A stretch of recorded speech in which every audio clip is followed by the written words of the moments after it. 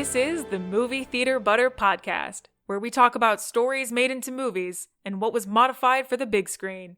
As a warning, this episode will discuss the plot of both the movie and its original source material, so be ready for spoilers. I'm your host, Kim Labick, and I hope you enjoy the show. So today we are joined by none other than the one and only Anna Young. Hello, Anna. Welcome back again. Hello. Thank you. Always happy to be here. Hell yeah. So today we're kind of doing a little bit of an unconventional episode. We're actually not talking about one specific adaptation. We're touching base on a handful of adaptations, and those are the Oscar nominations for Best Adapted Screenplay. Feel like this is going to be a good way to sort of bring us into the new season, talk about some very important adapted screenplays, and some that might have also been a little bit snubbed. So let's start off, and we're going to talk about Glass Onion. So Glass Onion was adapted from the character of Benoit Blanc, the one that Rian Johnson created from Knives Out. Knives Out was 2019 was when that one came out. So first, I want to ask you, actually, let's go through it a little bit, and then I'll ask you if it deserved the nomination. Okay. So I just watched this one for the first time last night. Okay. Really fun, kind of exactly what I expected, and also, like, you know, the fun little twists and stuff here and there. I like that it's a very unique sort of adaptation, because it's almost like we haven't had... It's kind of like a James Bond thing, right? Yeah. Like, we haven't had something where, like, the character is the only thing that carries over. And, like, the tone carries over, frankly, but, like, no one else. Yeah, I mean, I just learned when we were getting ready to do this episode that, like, sequels and such counts as adapted. I didn't know that until this go-around. Yeah, honestly, to be fair, neither did I. And that also changes the entirety of my podcast, because now I can do sequels. But that just means that my next episode, or basically, this means that I can do Shrek 2. Yes. Yes. Oh my God. So finally I can do Shrek 2. I can do High School Musical 2. I can do... True. Fucking anything. So that opens up a lot for me. Both sequels that I consider better than the original. Oh, yeah. 100%. Personally. Kind of the only sequels that I consider better than the originals. There's like 10. Some of the few. Yeah. But back to Glass Onion. So Glass Onion, the only thing that sort of carried over from the first movie was the tone, obviously the murder mystery of it all, and the character of Benoit Blanc. Everything else was new. The story was fresh. All other characters were fresh. Which, you know, again, was very refreshing to see, that sort of a thing. Yeah. And not just have it be like a direct sequel. Which it did make the marketing a little bit difficult, I will say. Because now it's clear that we have to call these movies like Knives Out type movies. You know? Right. Aren't they calling them like the Benoit Blanc trilogy? I don't know what they're calling them. Is there like a name for this? Well, there's going to be way more of them, because there's like an ongoing deal with Netflix. And I hope there's more of them. They're great. They're delightful movies. Yeah, dude, 100%. And also, I wanted to mention on Glass Onion and on Rian Johnson, what a comeback. Because The Last Jedi came out, and that was like Rian Johnson's sort of biggest claim to fame, his big break. And initially, it felt like everybody kind of hated that movie, which I disagreed with. I think that was my favorite of the new trilogy. But The Last Jedi came out, everyone was like, fuck Rian Johnson. Yep. And he could have just, like, crumbled. He could have crumbled and been like, wow, I suck and everybody hates me. Let me just go back to doing, like, you know, indie art house things or something. And he said, no, fuck that. I'm talented. I'm going to go do shit. I want to take 1 second to say that I'm a massive Rian Johnson stan. Hell yeah. I love all of his movies. Brick is great, one of his first movies with Joseph Gordon-Levitt way back in the day. Looper, slappy movie, so he did slappy. Looper? Shit. That's Rian Johnson. Damn. Yeah, he makes great movies, and I'm so happy for him that he is highly regarded again following Last Jedi. I also love his wife. His wife is Karina Longworth, who is a podcaster. Ooh. Does You Must Remember This, which is one of my favorite podcasts of all time. She's iconic, and I love that they are married. I learned that recently, that they are married, and it makes sense if you listen to the podcast. The podcast is about classic Hollywood, and it's so good. It's great. So I love them. I love Rian Johnson. He seems like a really nice guy. He does. And he also is like a genuine lover of film, which I always love from a good director. Yeah, and you can tell that in this movie in the way that there's definitely influences from old-time Hollywood. There's definitely influences from classic murder mystery, classic detective type stuff. But it's another thing I loved about it, though, is it's very refreshed. Kind of in kind of in the same way that I loved The Last Jedi. I loved that it, it kept the fun, it kept the tonality, it kept the characters, but it also refreshed it because that story needed to be newer. It needed to be that balance. And I thought he struck that balance very well personally, but I heard someone, I think it was on the Big Picture podcast, they were talking about Glass Onion, and the host made an interesting observation of what Rian Johnson tends to do in a lot of his movies, which is he kind of deconstructs genre and often deconstructs the system of movies and what you expect out of certain movies. And he does that, he did that in Last Jedi. He deconstructed what you expected from a Star Wars movie, whether you liked it or not. And he kind of does that in Glass Onion too. I think he made the point of like, destroying the Mona Lisa. Spoiler alert. I don't know if we're doing spoilers. Oh, but, yeah, spoiler alert. Destroying the Mona Lisa is, of course, not expected because it's considered one of our great arts, right? Like, to destroy the Mona Lisa is kind of a funny way of deconstructing the system and the genre in the movie. So I appreciated that. Yeah, and that moment felt a little bit Quentin Tarantino, just in the sense that, like, Inglourious Bastards, that kind of thing, where he, like, rewrote history. Because obviously, as far as we know it, and I'm not, like, an art expert, but as far as we know it, the Mona Lisa still exists today. Nothing has ever happened to it. But, like, that was a cool way of being like, what if it just fucking did? What if it just fucking blew up? Right. Did you like Glass Onion more or less than Knives Out? Ooh, that's a really good question. Kind of less. And I feel bad saying this. Yeah. I did enjoy the movie. I enjoyed Glass Onion. And if and when we have a full episode, I'll talk a little bit more in depth about it. Sure. But I do think Knives Out was better. Yeah. I think part of that is probably just like Ana de Armas is incredible. So yeah. Chris Evans is really good in Knives Out too. True. Oh, also, on a quick Oscar side note, what do we think about Ana de Armas being nominated for Blonde? Oh, yeah, since we had discussed Blonde. I mean, listen, she was the best part of the movie for me. I'm happy for her. I think she gave a really good performance, a really strong performance.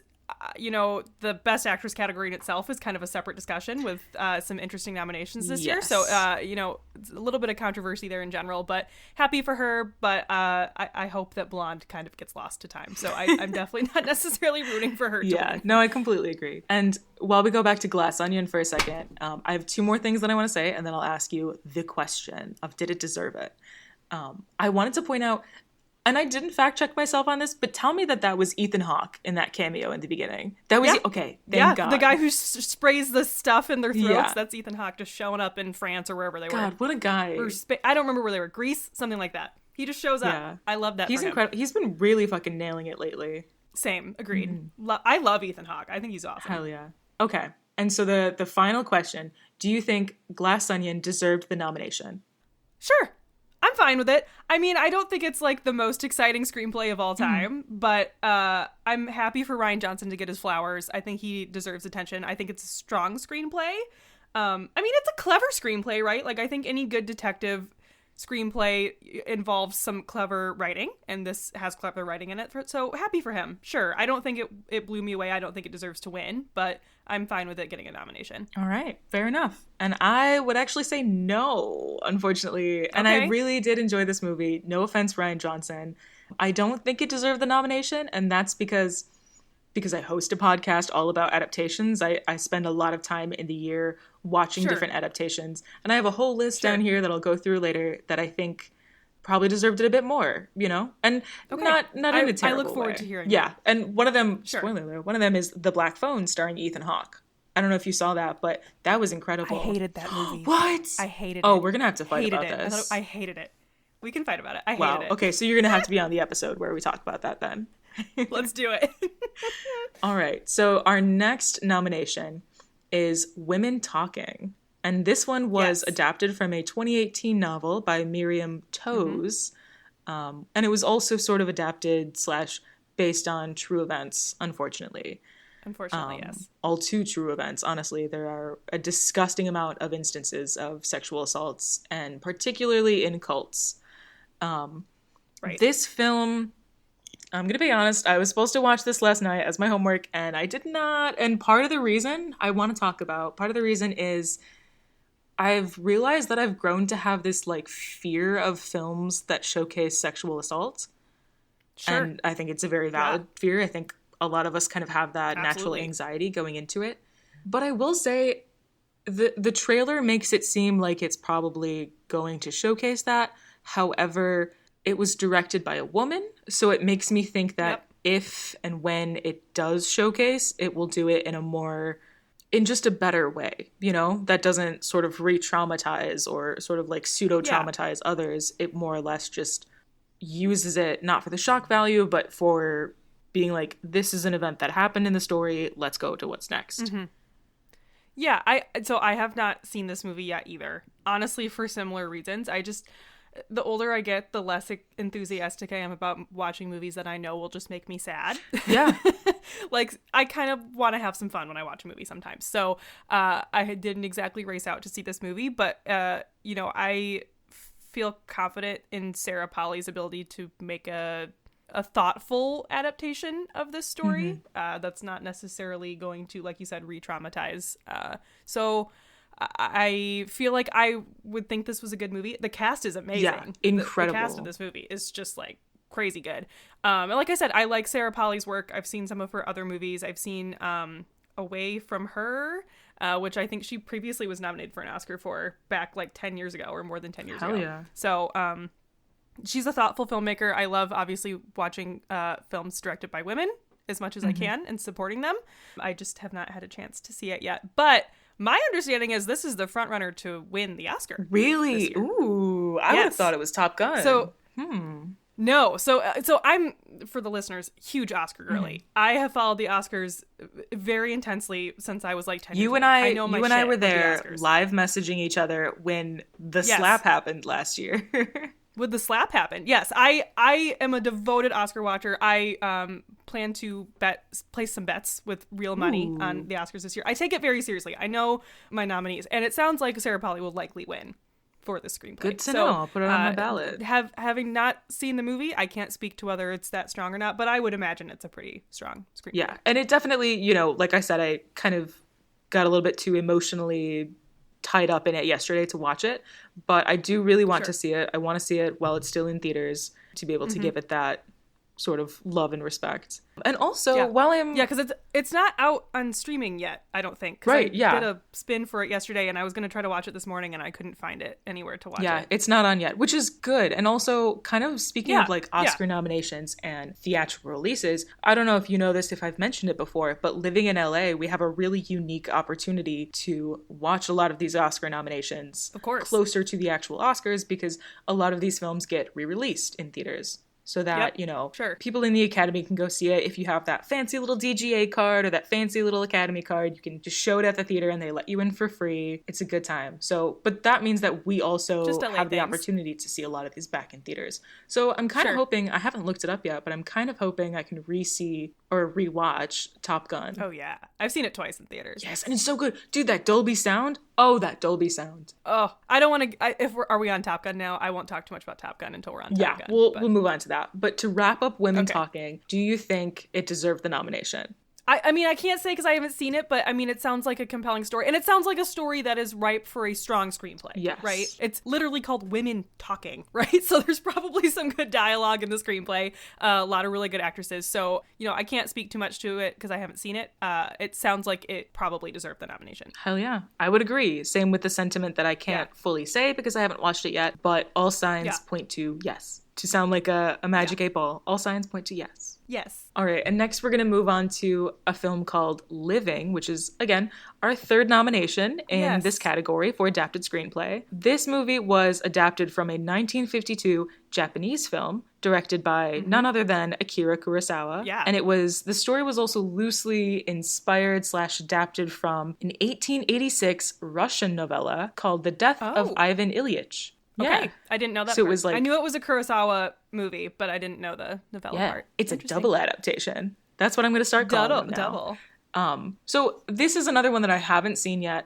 And I'm going to be kind of honest, even though it's nominated, I don't really want to see it. There's nothing I've heard of it, and kind of the very minimal research I did on it made me feel like I would rather watch the 1952 Akira Kurosawa than like Yeah, this one. I agree. And no offense to Bill Nighy either. No, I read the plot synopsis because I'm just low-key not going to watch this movie. I hadn't even heard of this movie until the Oscar nominations came out. Had you heard of this? Nope. I hadn't heard of this Which movie. is crazy because, again, I live in Los Angeles. I hear about every movie. I feel like I'm pretty plugged in, and I had not heard of this movie at all. Is it Bill Nighy? Bill Nye? I don't know how to say his last name. Bill Nye the Science He's an Guy. icon, and I love him. Yeah, Bill Nye the Science Guy. Love him. He's an icon. He's also nominated for Best Actor for this movie. Happy for him, but I read the plot synopsis, and it sounds like the saddest movie ever. Yeah. I don't need to watch it. I'm good. And also, let's be honest, hot take, but not even a hot take. This is like a medium temperature take. He should have been nominated for Pirates of the Caribbean because absolutely an iconic character, absolutely brought him to life in more ways than one. He's so fucking iconic. Anybody who's seen that movie, who has seen him as Davy Jones, like, even take away the CGI, his performance is phenomenal. He slaps. And it's really good. Honestly, nominate him for Love Actually. Yes. Nominate. Love him in Love Actually. Nominate more films that aren't just like sad drama films. God damn. For real. Because he brings it in Love Actually. He's great. Yeah. But yeah, I agree with you on all these takes for the movie. I don't think I will watch it. But I did want to talk a little bit about the writer of the screenplay. Go for it. So I don't know if you did some digging on who wrote the screenplay for this. I apologies if I do not pronounce his name correctly. Kazuo Ishiguro. He is one of Japan's great authors. He's a novelist. Ooh. I read a couple of his novels. I actually really like Japanese style of novel writing for some reason. I read a lot of Japanese authors. And he wrote Never Let Me Go, which is a great book, and you should 100% read it. It's a sci-fi, almost like coming-of-age romance book. Okay. It was also adapted into a movie with Andrew Garfield, and I'm forgetting who else is in it. But I really like his work. He also wrote The Remains of the Day, which is considered like one of the greatest novels in recent decades. He's he won a Nobel Prize for literature. He's like a very esteemed author. Damn. And I believe this is his first screenplay, or if not one of his only screenplays he's ever done. So very interesting that he did this. I mean, it checks out with it obviously being from a Kurosawa movie that a Japanese author would be interested in, adapting this screenplay. But I thought that was really interesting. So that also might make me think that this nomination in particular is less about the actual film and the actual final product, but again, more about the screenplay, which specifically the category is Best Adapted Screenplay. It should be about the screenplay, but sort of in just the way that it goes, it's often more or less judged from the final product. And we only get to see, I do love those times in the Oscars when they're like, interior, office, 7 p.m. And they read through it. When they put the screenplay on the screen, like the line. Yes, it's great. I can't wait for the day that like one of mine is nominated, because the way that I write is sometimes it makes sense and is good, and then other times I write dumb fucking shit in there just for me and for whoever's reading it. Manifest it. Yeah, and I want them to just read the dumb shit. I can't wait. It's gonna be great. I also wanted to note that Ishiguro's Wikipedia page, in his personal life section, it said, he is a serious cinephile and a great admirer of Bob Dylan. I'm like, same. I love that for him. I love that that's his Wikipedia section. He sounds very unproblematic. Yeah, sounds like a cutie. I love that for him. So, he does sound like a cutie. Do we think it deserved the nomination? Again, haven't seen it, but yeah, it seems like it's probably a solid screenplay. If one of the great Japanese writers wrote it, yeah, it's probably a good screenplay. Yeah, I would say the same. Honestly, I wrote down in my notes that I can't say and likely not,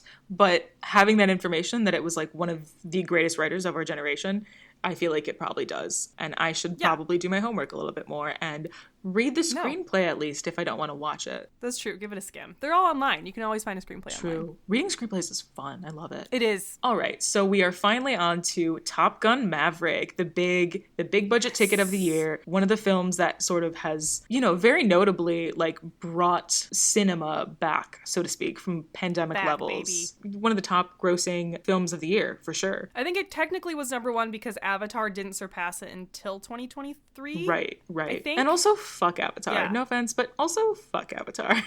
I'm not a big Avatar girl either. I like the second one more than the first one, but Top Gun, that's my movie. Yeah, Top Gun was so fucking good. It was so fun. It was like everything that you wanted from that movie. It was perfect. I consider it a perfect film. It's one of the best movies I've seen in years. It's great. I love this movie. 10 out of 10. I do. It's great. It's exactly what I want when I go to the movie theater. Oh, and also just the quick history of it. We already kind of know, but this, Top Gun Maverick was adapted from the characters and the stories of the original Top Gun, which was released back in 1986. This is one of the longest waits for a sequel. Same as like Avatar, funny enough. Both of these are like one of the longest waits for a sequel. Yeah. Which is kind of wild. Well worth it. Worth the wait. Definitely worth the wait. Worth the wait. Oh my god. And also, this is a film where like, I'm a very pacifist person. I'm very critical of the military. I think there's a lot that we really, really need to fix at large in that. Which I want to discuss more when we talk about the last nominee, but we'll talk about that in a little bit. But on the Top Gun front, it was so funny because when I went to go see this movie, and I went to go see this movie when I still couldn't walk, so I was like on a peg leg. I had an injury earlier last year. But it made me forget about that, and I was so immersed in the film, and I saw it with a group of friends that we're all sort of the similar mindset on war is bad, don't shoot people, don't kill people, that kind of thing. And it was so funny because we got out of it, we were talking about how much we loved it, and every time we would say, oh my god, we loved XYZ, we would follow it up with and also fuck the military entertainment complex of it all, but great movie. But it's so good. Yeah, it's so good. They did an excellent job. And I think I don't even have to go about this question. Do we think it deserved the nomination? I mean, my hot take is was it actually a good screenplay or was it just a good movie? Ooh, okay. There's some cheesy ass lines in Top Gun, Kim. Come on. This was not written by Quentin Tarantino. This shit is cheesy, okay? But it's good. That doesn't mean it's not enjoyable. But, I think I would riot in the streets if this won the Oscar. Really? This should not win an Oscar for a screenplay. This would be, my top, it should win all of the... Give it all the technical awards in the universe. It needs to... I hope it sweeps those categories and knocks Avatar out of the water. It 100% deserves all of that. I think it could even win director. I don't think it should win director or will, but it could. The direction was really solid in this movie, and there's some really good acting that I really enjoyed. But the screenplay is not the highlight of this film. And that's okay. Yeah. That's not the point of this. When you go to see a movie like this, I'm not coming for the screenplay. The screenplay did what it needed to do. There's some major plot holes in this movie. And there's a whole moment. And that's There's a whole moment where the character of Phoenix, I could have sworn she died. Because, she was in a plane. The plane blew up. And the next scene, there's people who are, sad about things. And I was like, oh my god, she died. And then they turn and, she's right there. I'm like, wait, what? Or the fact that Tom Cruise ejects from a plane going, Mach 1,000,000. The dude was going, 35,000 miles an hour in the stratosphere, and he manages to parachute down to a 1950s diner, apparently. I don't know. But it doesn't matter, because it's fun. I'm not hating on the movie in any way. I'm just saying. Right. There's some holes. Okay, here. That's fair. I would argue that is sort of the point, that is, it's coming from a cheesy 80s movie, and it needs to keep the cheese. And as someone who, I'm a plant-based kid, but I'm a big fan of cheese. I'm a big fan of tonal cheese. I'm a big fan of cheese in film. Too. I do. Well, I do think it deserved the nomination, but I definitely understand your point with it's not maybe the best screenplay. It's maybe best in a couple other things. I hope it wins several Oscars. That's where I want to leave. Yeah. And I think And one quick side note too. We all know that Tom Cruise is a Scientologist. We all, that's a one thing, and I'm not saying that that's nothing, because it's not nothing. But what I want to talk about relative to that is there's been rumors that he has silently left Scientology, and I don't know if those rumors are true or if they're just a marketing ploy sort of to get him Oscar in good graces. Because the dude's on a roll, and he wants Mission Impossible to do really well. Did you see the promo for the new Mission Impossible movie? Did it come out? It ran before what movie? It ran before Avatar. In theaters. One of the best promos I've ever seen. It's the dude's riding a motorcycle off a cliff. Oh, shit. For a stunt in the movie. Oh, wait, yes! So it's not even a trailer. Yeah. Oh, my God. It's the best promo. I'm like, I'm going to see that movie. I've seen one Mission Impossible movie. Same. I don't care. I will be in the theater to see that new Mission Impossible movie because of that promo. Hell yeah. I respect that. Can you imagine? You're one of the most famous men to ever walk this planet, and you are rocketing off of the edge of a cliff on a motorcycle. Yeah, I think that's incredible. I think Tom Cruise probably dreams of all the headlines that would happen if and when he dies in a stunt. He's probably like, I think he's Tom fine Cruise with that. Dies in stunt gone wrong for Top Gun 7. That's a great way to die, I don't know. It is. Incredible. All right, so that's kind of our Top Gun Maverick. We're going to move on to our final nomination, which is All Quiet on the Western Front. This film is adapted from the 1929 novel of the same name. It's probably a book that we've all read in English class at some point. It's kind of a classic, right? It is. And I actually am not sure if I've read the book, but I've at least seen a good chunk of the 1930 movie. Because there's a 1930 version of this that won Best Picture at the Oscars. That's a quick turnaround for a 20s era adaptation. From a 1929 book to a 1930 movie. They were like, guys, this is good. We got to do this now. Let's go! Get that budget! It's actually pretty good, too. It's a pretty good movie. And it's long. For a 1930 movie, it's like 2 hours and 15 minutes long. Damn. That's almost like a third of an Avatar movie. I know. God, how long was Avatar though? For a second, 3 hours, 3 hours and like It's 15 like minutes. 3 hours and 12 minutes. Oh Good my God, God. it's I so mean, long. normally I'm all for long movies if they deserve it and if the story is enough. And I think in some ways Avatar was, but we'll get to that in a full episode It's a long movie. someday. So you've seen this one, right? You've seen All Quiet on the Western Front. Yes, I have. Have you seen it? I have not. It's another. Okay. I do have it on my Netflix list. Unfortunately, Sure. every time I've gone to my list to choose something, I have gone to rewatch Gilmore Girls for like the fifth time. That's So fair. yeah, it's that That's fair. vibe. I actually have a lot of thoughts about this movie. First of all, liked this movie. It was good, and it surprised me. And I'm not a huge war film person. They're fine. I just find them often to be really similar. Oh yeah. You know what I mean? Yeah. And this movie's a war movie. It's not gonna like rock your socks off, but it was well made. And I watched a really interesting like video essay specifically about this movie and some other war movies about how this is truly an anti-war film. Ooh. In a way that a lot of other war movies think they are, but maybe aren't effectively as much. And I think that's probably why I liked it so much. I mean, it's genuinely about how horrific war is and really puts a really interesting lens on especially how unproductive World War One was. And obviously this is from the perspective of German soldiers. It's not, it's a, the bad guy perspective, right? Because we are taught as people from America that the Germans are bad.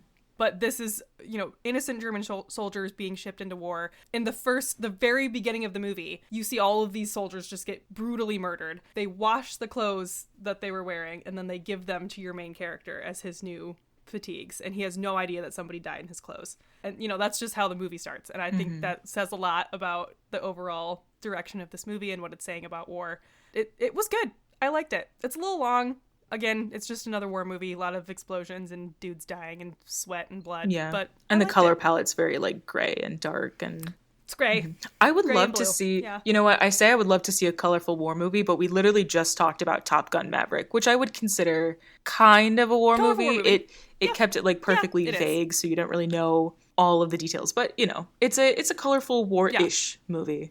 All right, All Quiet on the Western Front. I do If want I'm to see allowed it. to spoil, Yeah, go ahead. Do you mind if I spoil Oh, the go end for it. for you? So the main character dies in the end. And that's the point. It's in the book in the previous movie as well. That's really the point of the entire movie, is that your main character dies a very needless death. I think he dies like they sign the armistice to end World War One, and he dies immediately before they sign it. So he dies like seconds before the war was over for no reason. And one thing that the original movie does, the 1930 movie, I don't know if you're familiar with the shot. There's a very famous shot of the main character reaching for a butterfly that he sees in the Yes. trench. It's one of our great movie shots of all time. He sees a butterfly and he's so mesmerized by it that he reaches for it and he gets shot and killed while reaching for the butterfly. The ending of this doesn't replicate that, which is fine. Like, how can you recreate one of the greatest movie shots of all time? But the ending of this is still very impactful, but I wanted to give kudos to the 1930s version because that's just like one of our great deaths, one of our great movie deaths. Yeah. I also would say, a slight neutral kudos, should I say, to the current one for not trying to replicate that shot. I think if there's something that's done, agreed. and I mean, that's such an adaptation thing to try and balance, right? If something in particular is done best before you're making your new adaptation, you can't try and replicate it, like you have to either like just not replicate it and do your own thing, or I don't know, replicate it and be shit on because yours is worse. Yeah, or do it better somehow. there's no and way. there are ways to do Right. things better. But I think that kind of a thing where it's like there's a perfect shot, it's very well known to be a perfect shot, leave it. Like don't try and make your own. But this movie surprised me. I liked it more than I thought I would, and it got hella Oscar nominations. Oh yeah. Oh my god. I think it's one of the most nominated movies this year. How many? Like 10? I think 10 or 11? I think ish. It's like one of the front runners for amount of awards. It's Damn. crazy. So it could I wouldn't be sweep. surprised if it stole some of the big categories. Yeah. Good to know. Good to know. Could be one Yeah. of the sweepers. Do we think it deserved the nomination? I mean, sure. I'm cool with it. After seeing it, I mean, it was well done. I think it elevated a lot of what was done in the first movie. Obviously, since we have better technology now, you can make kind of better versions of a lot of things. It's in German. So, my overall, it's hard when you're reading subtitles, like how well is this really translating for me? Often when you're watching subtitles of a different language, it's hard to really see how effective the translation is. maybe some gaps there in terms of how the screenplay actually was written. But it was a good movie. I'm fine with it getting a nom. All right. Good to know. And I can't say because, again, I haven't seen this one. Sure. But everything that I've heard, I think it definitely does deserve the nomination. TBD. But, again, the fact that it's also nominated for so many other categories does also feed the fact that it probably did deserve this. Because if it's nominated for so many other things, that movie was well thought out, well taken care of, Yeah. I do want to say, though, it's kind of, so I don't know how well versed you are in like the international film nomination category, but Decision to Leave was snubbed so hard. Oof. It was not nominated, and Decision to Leave 100% should not only have been nominated but should win. And so it's kind of crazy to me, and for some reason it's like the tide shifted and All the Love went to All Quiet for some reason. I don't really know why. Netflix, maybe Netflix just marketed it. Yeah, Netflix just marketed it really well, but I wanted to give a shout to Decision to Leave because Decision to Leave should 100% be in the conversation, and it didn't even get a nomination. Side note, did you know that Netflix is now partnering with GM for some reason? That is very suspicious to me. Love that. Yeah. Corporate America. I'm curious to see, why and what we're going to get out of that. I have some questions. Yeah. All right. So those are all of our nominations for this year's Oscar Award for Best Adapted Screenplay. And the last little thing that I want to talk about, we mentioned a few of them, but are there any films that you think were snubbed for this category? I feel like would need give me your list, and then maybe I'll give you some shouts. Yeah. What constitutes adapted? I'm trying to remember what were sequels and stuff last year. Because there's give a lot. Me some options, and I'll give you some shouts. So a couple that I have on my list were The Good Nurse, which is actually a film that I will be discussing probably in a month or so, I think is when it's going to come out. The Good Nurse. It was interesting because that film came out and then a documentary about the same story came out around the same time, which was a great way to be I don't know. It was just great. What's the term for cool. You're double marketing something in a sense? Yeah, sure. Something like that. Dual marketing. That was a great film. I think it was very well done. I think a couple people went to college with worked on it. Yeah, actually, one of them, our mutual friend, is the person that I'm going to be talking with for the episode where I talk about this. Amazing. Yeah, he's got a lot of really cool insight about how the adaptation process actually worked on set because he was there to witness the author being a part of the conversation. And we'll get more into that, but I think that's really cool to be able to talk about and have firsthand experience of. Yeah, that's awesome. So The Good Nurse is one I think that was snubbed. Also, a little bit of a hot take, Pinocchio, the Guillermo del Toro one. That's on my list, and I look forward. I'm going to watch that with a friend next week, and I'm really looking forward to seeing that movie. So I probably will agree with you that should get on because I think I'm pretty hyped to see that movie. Be fair warned, it is a little bit long, but I think it's one of those movies that's long, but because it has so much within it that is important. Sure. So another film that I think was snubbed, The Wonder, starring Florence Pugh. It's on Netflix. It was. Oh yeah. Mm-hmm. It was exactly what I wanted it to be. And I don't know how else to say that, but it was I watched the trailer and I was like, oh, this is kind of funky, kind of interesting.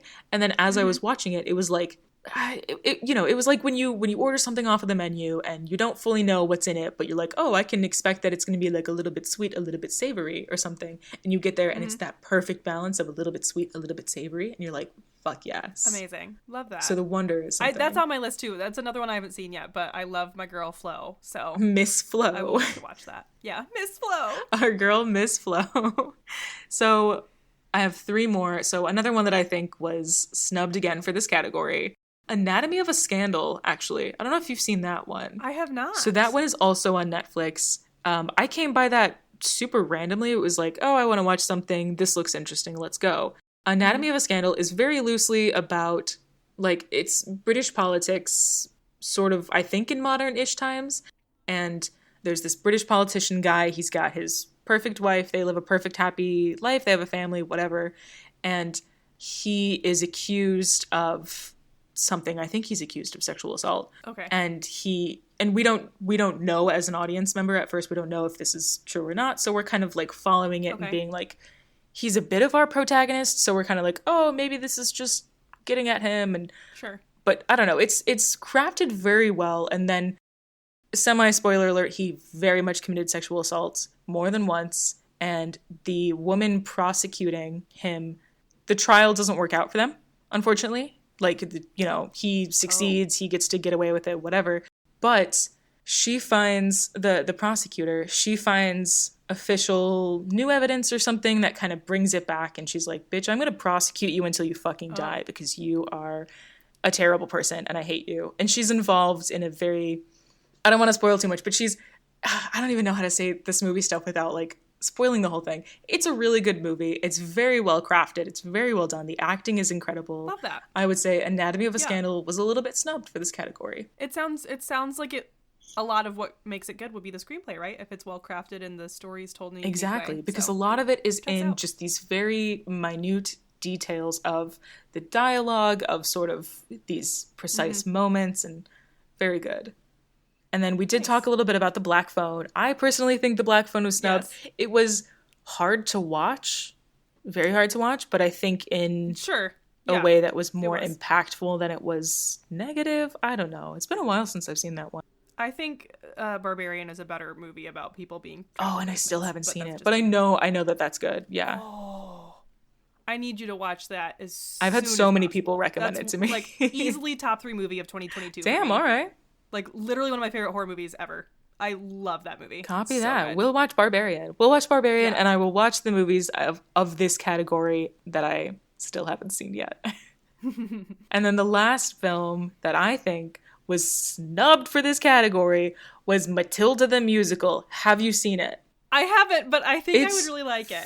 It's fun. It's very new. Like Matilda, it's a very new adaptation. I've seen the choreo in it, and the choreo the choreography. And it does, the trailer I think does not do it justice. I think the trailer makes it look a little dumb and funky, but it's more funky than it's dumb, if that makes sense. I also think I would like it. I mean, Matilda's great. I love Matilda. I've heard like the Broadway show is fantastic, so it would make sense that they could make this into a fun movie. So hell yeah. But that's kind of all I've got.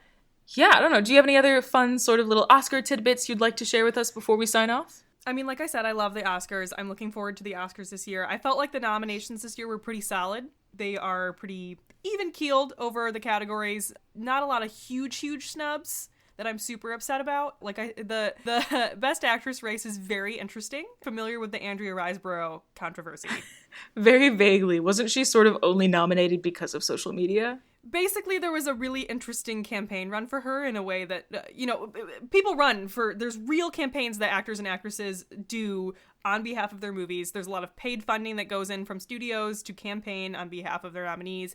And they ran a really weird campaign with Andrea Riseborough for a movie called To Leslie this year that was mildly suspicious and caused the Academy to like legitimately investigate how she got nominated because it happened so strangely. Whoa. Like she almost had her nomination pulled last week and then they decided, oh no, we're good. So her nomination was not pulled, but it was very suspicious and very weird. So that was kind of fun. I like some good drama with my Oscar noms. I do like a good drama. Although a non-assaulting drama. I would prefer a non-assaulting drama. Yeah. Nobody was sexually assaulted, it sounds like, in this situation. So that's always fantastic. Good. But yeah, I'm looking forward to the awards this year. They're late this year. They're in March. So we still have a little bit to go before we actually get to see who will win this year. But I'm looking forward to it. There's a lot of movies that I really enjoyed. Loved Everything Everywhere All at Once. Yes. Banshees of Inisherin was really good. I have a friend who worked on Everything Everywhere. So that's pretty cool. Oh. Yeah. Amazing. I mean, I love that movie. How could you not enjoy that movie? I thought it was fantastic. So I'd be really excited to see, an indie movie like that winning a lot of awards would be really exciting. I think Michelle Yeoh was awesome, but I'm honestly rooting for Cate Blanchett and Tar because I think the performance in Tar was absolutely incredible. Mm-hmm.